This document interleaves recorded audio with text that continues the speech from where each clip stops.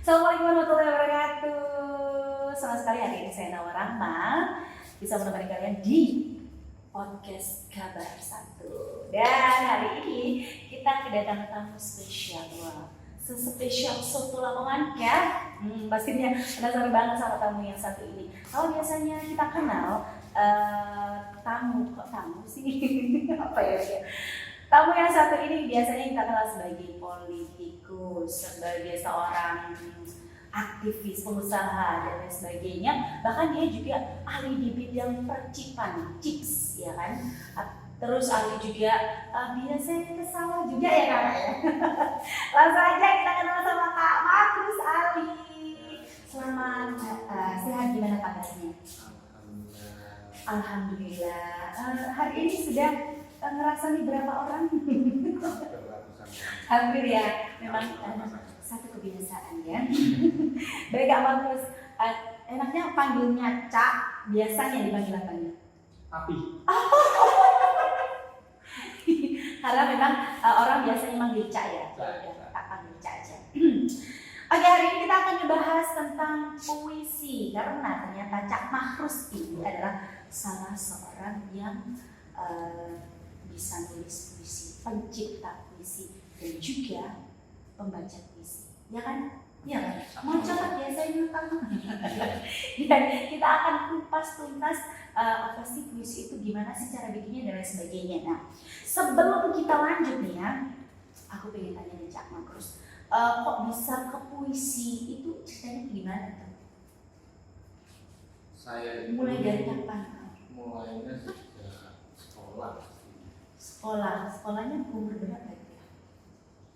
Kalau sekolah kan dimulai dari dulu saya nggak sekolah TK, tapi saya Langsung jujuk gitu ya, Kak Betugo gitu ya.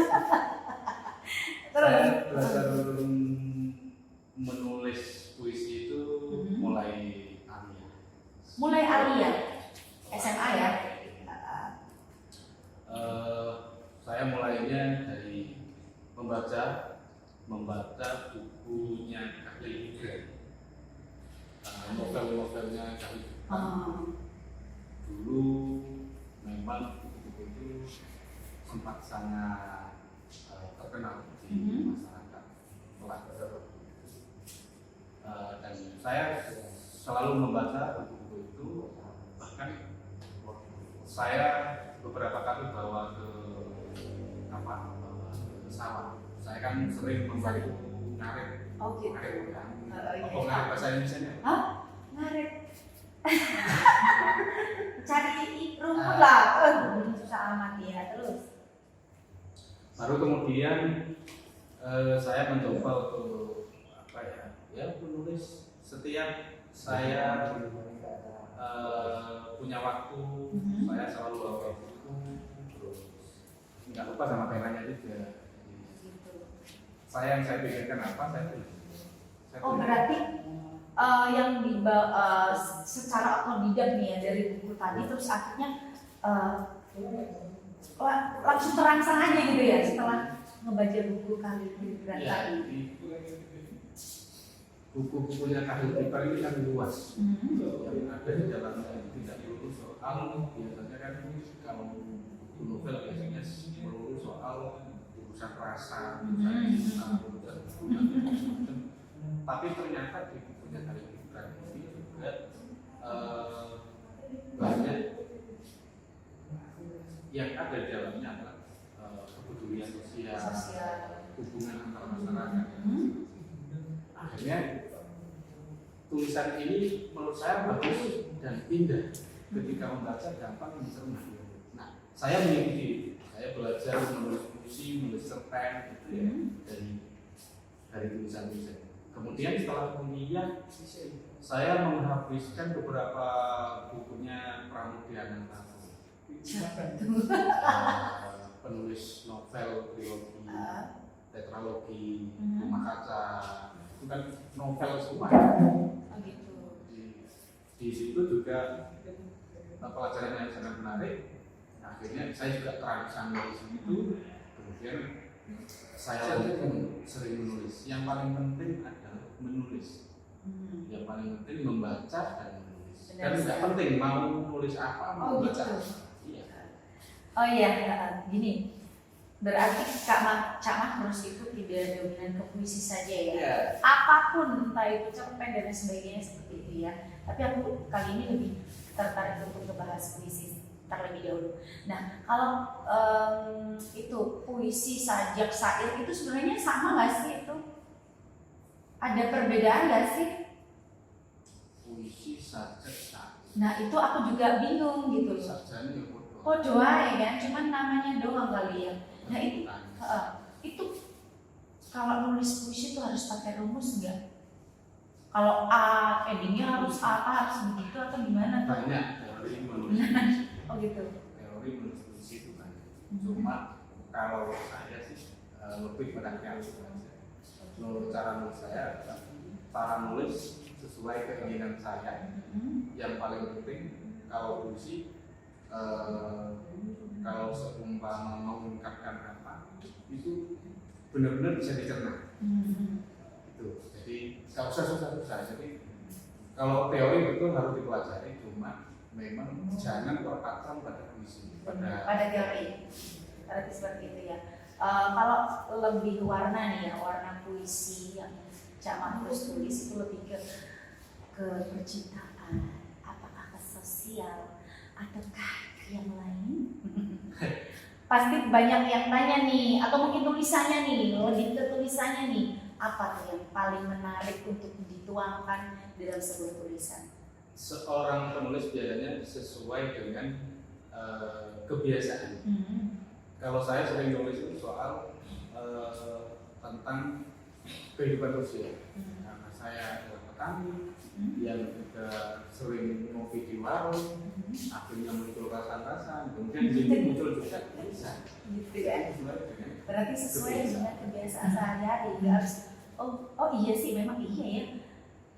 Artinya sekarang kita lihat dari banyak tokoh penulis puisi itu kan sesuai dengan kebiasaan kehidupan kayak misal Gusmus lebih pada spiritual kan.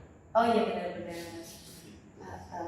Kalau saya ini lebih kemana ya kiblatnya? Ya paling tidak seperti itulah. Kalau nulis puisi dari kehidupan sehari-hari kita main gorono ya ini nakonan. Kalau sudah bertemu dengan siapa dan saya berpengaruh dengan siapa, saya tulis juga.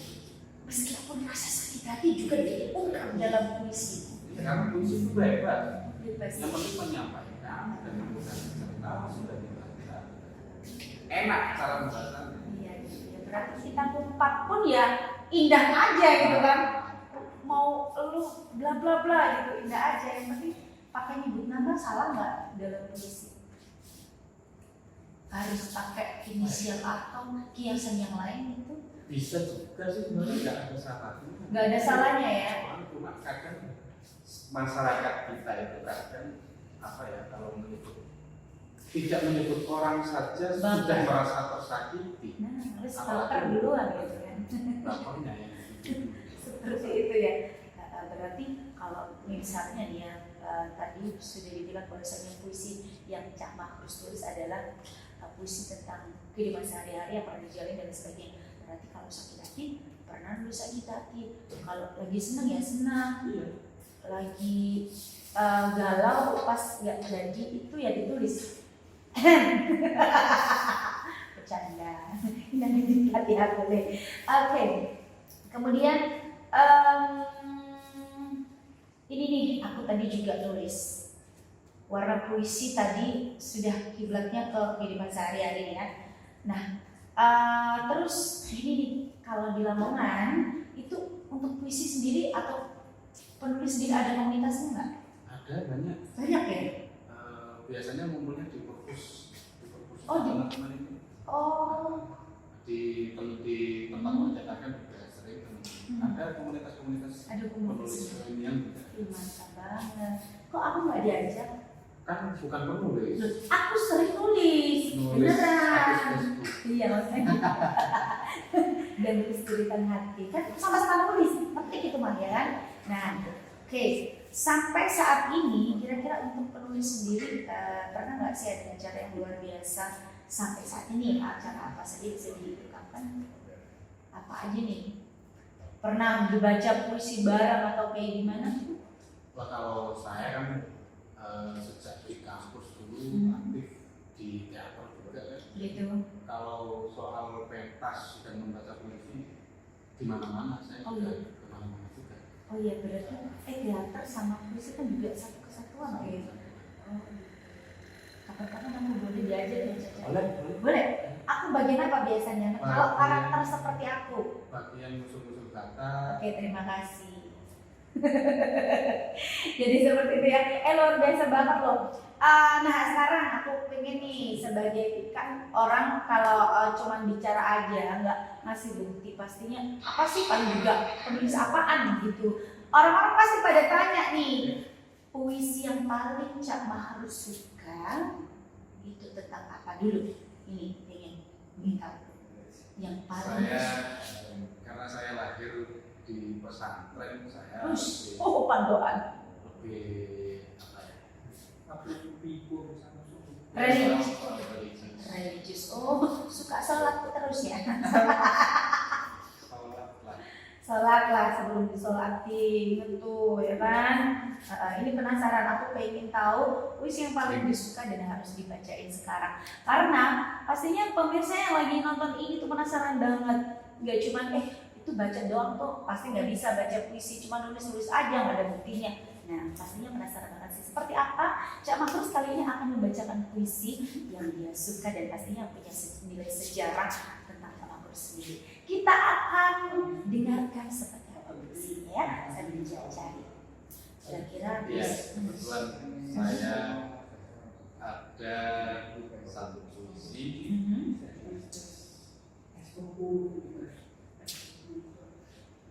Tentang apa tuh kira-kira? Karena ini di Lamongan, Lamongan lebih apa ya, lebih merasuk ke teman-teman milenial atau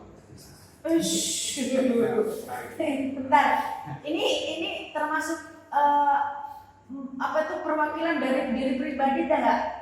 Iya, penyampaian ya, siapa tahu juga ini merupakan pengalaman gitu ya kan. Aduh, kalau percintaan biasanya bikin baper nih. Sambil nyari nih ya, kira-kira yang biasanya puisi yang sekarang kan masih nyiptain terus Caca ya. Kira-kira dituangkan di mana? Selain di buku pastinya ya kan? Kan sudah berapa buku kemarin yang diterbitkan untuk puisi? Sudah 3, terus yang kumpulan bersama teman-teman itu ada sekitar 5 buku. Terus kemudian yang sedang mau ditulis lagi itu bukan puisi malah, tapi soal ini kata-kata unik dalam Lamongan. Mantap. Masuk biasanya saya tulis di Facebook, pokoknya di medsos lah. Dan sekarang saya simpan di channel saya sendiri di Telegram. Oh mantap. Oh iya, aku juga sudah lihat Telegramnya. Oh iya, berarti ini lagi. Jadi ini juga aku juga parno nih, karena memang ternyata puisi itu nggak harus sesuai kalau harus ini. Nah itu sebenarnya aku juga pengen nulis apapun yang aku tahu gitu, yang aku rasain. Sebenarnya aku pengen nulis gitu, cuman takut nanti kalau misalnya aku nggak sesuai sama rumus-rumus yang ada di puisi, nanti aku takut disalahin gitu. Berarti itu salah ya? Harusnya ya udah tuangin aja gitu. Oke. Kalau nulis puisi sama dengan nulis yang lain. Gak usah aneh-aneh. Gak usah takut ya. Iya, yang penting nulis. Yang penting nulis. Yang penting nulis. Yang penting itulah yang kamu rasain. Ya udah ungkapin seperti itu ya. Wis, sudah ketemu kah, Caca? Oke, langsung aja kita akan dengarkan. Semua yang di studio dengerin ya. Terima kasih. Saya menulis puisi ini tanggal 19 bulan 8. Saya kasih judul Batu Cadas Membentur Kepala. Batu cadas membentur kepala, tak ada air mata. Hantaman itu begitu sakit dan sempurna sekali. Otak di dalamnya seolah pecah, kemudian dimakan tuna. Aku hanya memegangi tali di atas kapal. Di tengah samudera berbadai karena apa? Kedua anakku masih berbaring, tak sadar dengan kejadian. Ibunya terus menjaga selimut agar keduanya tak kedinginan, teguh dan tangguh. Di luar sana, aku terus mendapat kabar dari burung padepokan, cacian, makian, fitnah, seperti sampah berserakan. Di waktu yang sama, ada pula yang menerima menjadi tuduhan. Gaduh, ramai, betapa sakit kepala. Dihantam batu cadas, badai belum menunjukkan redanya, hanya rintihan dan tangisan. Sebagai waktu kami, semoga tidak memecahkan kapal kecil. Di dalamnya ada cinta yang membara. Terima kasih. Kayaknya dalam banget ya, bisa diceritain ya di dalamnya itu sebenarnya ada cerita apa gitu. Kalau tidak aku tahu seperti ini, nanti aku bikin jip lah maksudnya. Kalau udah diungkapin itu artinya apa? Tahu banget apa? Ya tahu banget. Nanti kalau nggak tahu, ini ngegulungin. Gimana kakak? Ceritanya itu seperti apa sebenarnya? Apa ya? Ibaratnya kalau ada badai di itu apa tuh? Di dalam kehidupan tidak lepas dari masalah. Di dalam kehidupan, apalagi dalam berkeluarga, tidak lepas dari ada banyaknya intimidasi diri, intimidasi dengan orang lain, keluarga dan lain. Orang sekitar. Nah, dari situ yang saya sampaikan, keluarga sekecil apapun, keluarga sebesar apapun, keluarga harus tanggap dengan banyaknya persoalan dan jangan dihindar.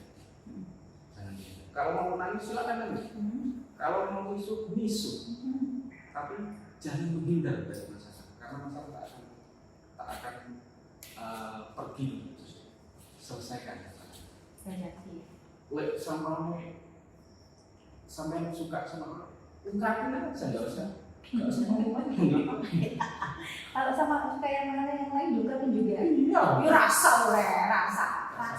kan harus diungkapin.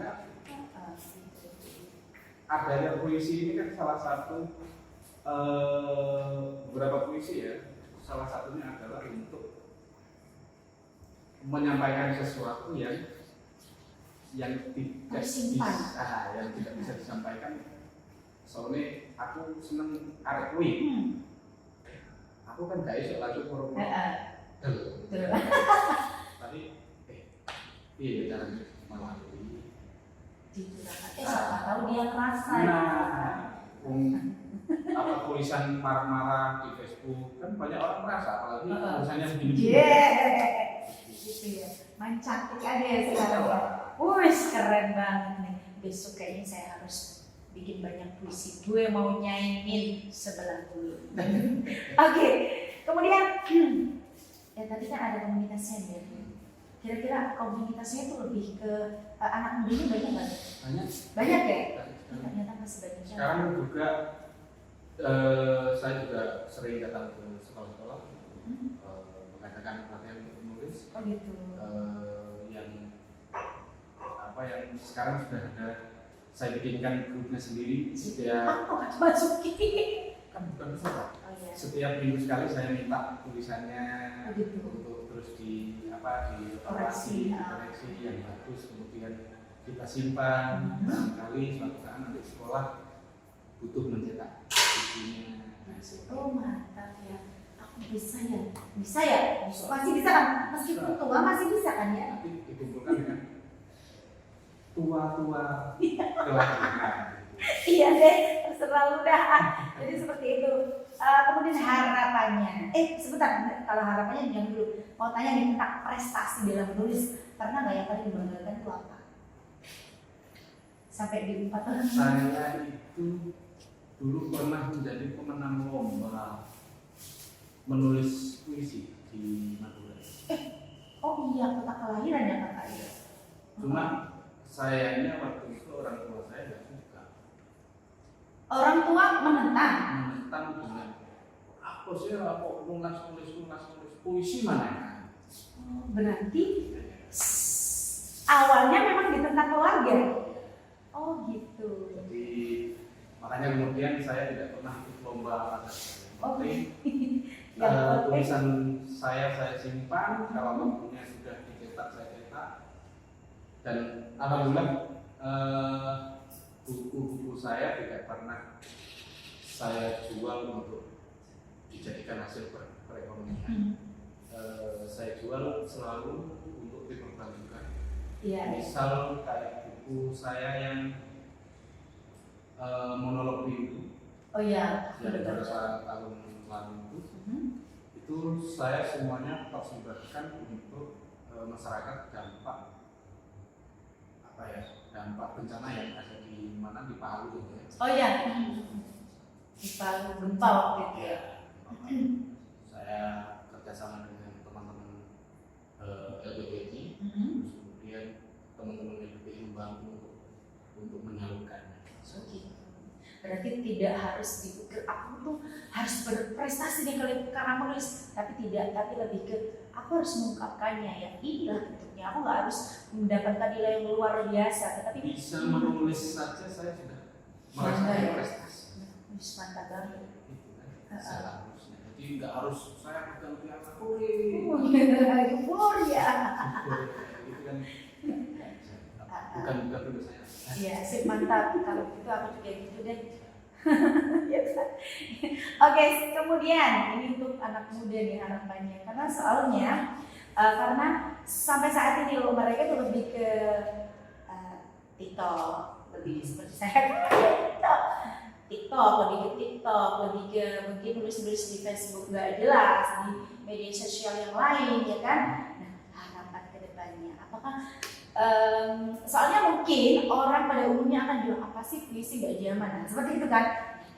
Kira-kira harapan ke depan ini seperti apa nih untuk puisi dan untuk anak mudanya? Ya seperti biasanya saya berharap teman-teman semuanya meskipun benci dengan menulis, benci dengan puisi, tapi jangan salah, setiap orang, setiap perubahan pasti ada penulisnya. Setiap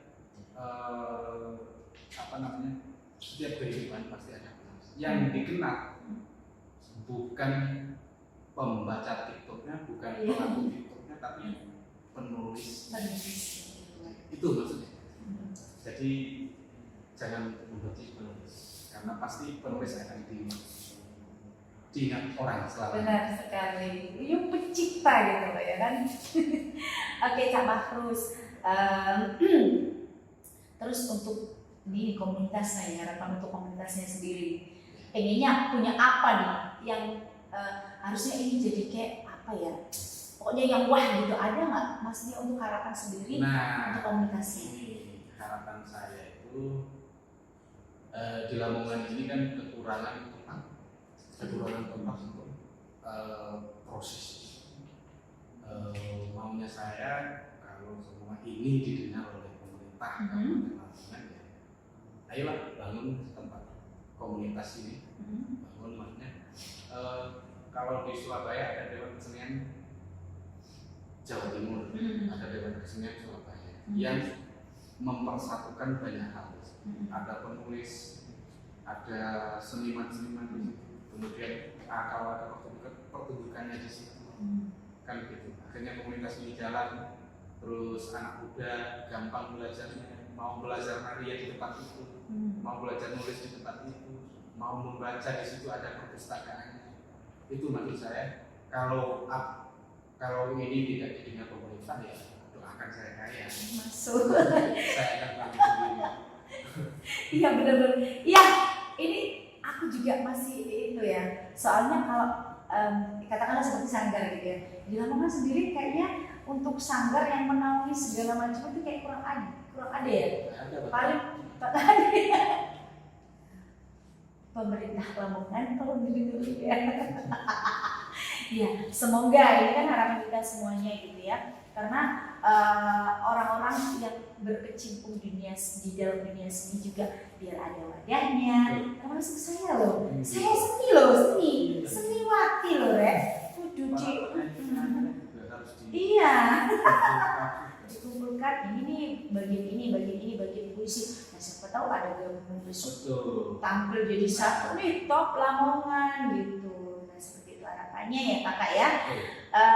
Kemudian nih satu kata atau mungkin satu kalimat aja nih buat orang yang masih minder untuk menulis atau mungkin anak mudanya, motivasinya nih, motivasi buat kita semua. Menulis itu gampang. Menulis itu sebenarnya nggak usah butuh teori macam-macam. Yang penting siapkan kertasnya, penanya, tulis apa saja. Gak usah minder, gak usah berpikir macam-macam. Dibaca, kemudian dikoreksi lagi. Kalau sudah bagus, baru dimunculkan. Mantap banget. Jadi intinya jangan pernah takut untuk menulis, ya kan? Baik, Kak Tulus, terima kasih banget untuk obrolan kita kali ini ya, panjang lebar dan kayaknya masih kurang sebenarnya. Tapi kita akan bahas lagi, banyak hal yang mesti dibahas. Jadi terima kasih buat Kak Tulus, terima kasih buat semua tim yang ada di sini. Saya Nawar beserta kru yang bertugas mengucapkan terima kasih. Stay tune dan wassalamualaikum warahmatullahi wabarakatuh.